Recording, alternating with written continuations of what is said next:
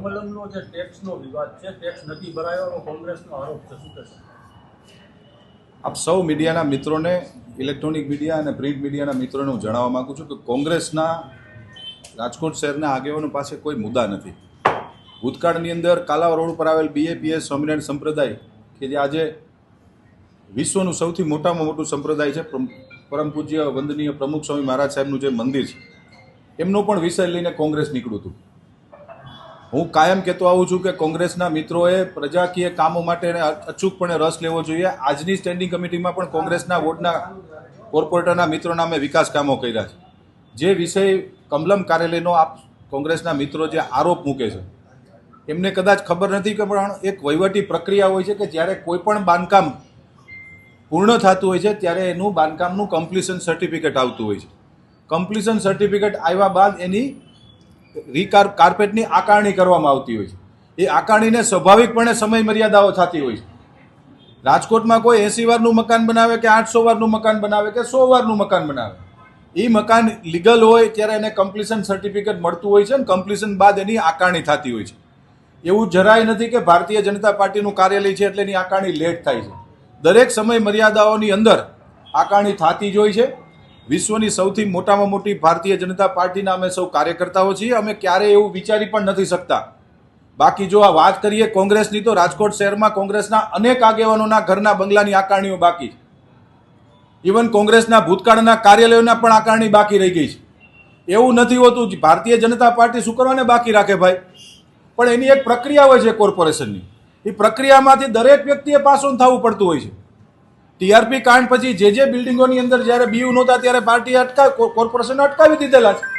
Even તેમ રાજકોટ શહેરનું આ સેન્ટ્રલ ઝોનનું પણ કમ્પ્લીશન નહોતું ત્યારે અટકાવી દીધું હતું. એનું કમ્પ્લીશન માટે ફાયર NOC અને ફાયરના સાધનોની દરખાસ્ત આવીને ફાયરના સાધનો મૂક્યા છે.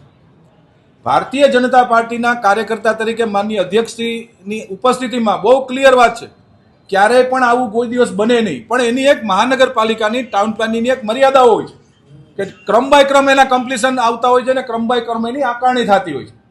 કોઈ વ્યક્તિ આવી ભૂલ ન કરે, પણ સ્વાભાવિક છે કે કોંગ્રેસ વિપક્ષમાં છે એટલે આક્ષેપો કરે અને એને કરવા જોઈએ, એને કોઈ ના નથી પાડતા અમે, પરંતુ એને પણ એમના ઘરમાં ઝાંકીને જોવું જોઈએ કે કોંગ્રેસના અનેક આગેવાનોના ઘરના ગેરકાયદેસર મકાનો બન્યા છે, એના કમ્પ્લીશન નથી આવ્યા અને એની અંદર આકારણી પણ નથી થઈ. પરંતુ આપણે પક્ષાપક્ષીમાં કે વ્યક્તિગત આક્ષેપો પ્રત્યાક્ષેપોમાં પડવાની બદલે અમારું બહુ સ્પષ્ટ માનવું જોઈએ કે કોંગ્રેસે ભારતીય જનતા પાર્ટીની સાથે રાજકોટ શહેરના વિકાસમાં અમને મદદ કરવી જોઈએ. હું કાયમ કહેતો આવું છું, ક્યારેય કોઈ મદદ નહીં, માત્ર ને માત્ર મીડિયાના મિત્રોની હાજરીમાં એ આ પ્રકારના હંબક પ્રકારના કાગળિયાઓ ઊભા કરીને પ્રજાને ગુમરાહ કરી રહી છે. કોંગ્રેસના આગેવાનોના ગેરકાયદે મકાન છે તો કેમ કોર્પોરેશન પગલાં નથી લેતું? સમયાંતરે કરતા જોઈએ છીએ અમે, પરંતુ ક્યાંક બહાર નથી આવતું. બાકી સમયાંતરે કરતા જોઈએ છીએ. કોઈ પણ વ્યક્તિના ગેરકાયદેસર હોય છે, કોઈનું બીયુ બાકી હોય એને એની કમ્પ્લીશન સર્ટિફિકેટ જેના બાકી હશે એનું ક્યારેય આકારણી ન થાય, કાયદાના નિયમ મુજબ નથી થતી. એવા ઘણા બધા મકાનો છે જેની ઉપર અમે કાયદાકીય કરતા હોય છે કાર્યવાહી, પણ અમારી ખાનદાની છે કે અમે કોઈના નામ નથી બહાર પાડતા. રૂટિન પ્રક્રિયા હોય છે કે ભાઈ કાયદાની જોગવાઈ મુજબ જયમીન ઠાકરે રહેવું પડતું હોય છે, ડોક્ટર માધવભાઈ રહેવું પડે ને કોંગ્રેસના કોઈ પણ આગેવાને રહેવું પડતું હોય છે. કેટલો સમય લાગશે? એની પ્રક્રિયા છે. સમય મર્યાદા મહાનગરપાલિકાના રૂલ્સ એન્ડ રેગ્યુલેશન મુજબ તાત્કાલિક ધોરણે આકારણી થઈને એનો જે ટેક્સ આવશે એ મહાનગર કમલમ કાર્યાલય અમે ભરવા તૈયાર છીએ. એટલે 2 નહીં 4 પણ થઈ શકે છે. એવું હું આપને એટલે જ સમજાવવા માંગુ છું. નહીં, જ્યારથી કમ્પ્લીશન સર્ટિફિકેટ આવ્યું હોય, 2 વર્ષ પહેલા કમ્પ્લીશન આવ્યું છે, ત્યારથી આકારણી ગણવામાં આવશે કોઈ પણ બિલ્ડિંગની. એવું નહીં કે આજે આકારણી થઈ તો આજથી ટેક્સ ભરવાનો આવે. એના રોટેશન મુજબ એ લોકો આકારણી કરતા હોય છે અને જ્યારથી કમ્પ્લીશન સર્ટિફિકેટ મળે ત્યારથી જ એનું ટેક્સ અમે ભરવા પાત્ર, કોઈ પણ વ્યક્તિને ભરવા પાત્ર હોય છે. એવું સ્પેશિયલ એવું કોઈ એક્સેસ નથી કે કમલમને કે કોંગ્રેસ કાર્યાલયને અમે લોકો બાદ કરીએ. અમારે ભરવાનો જોઈએ, અમે ભરવાના જ છીએ.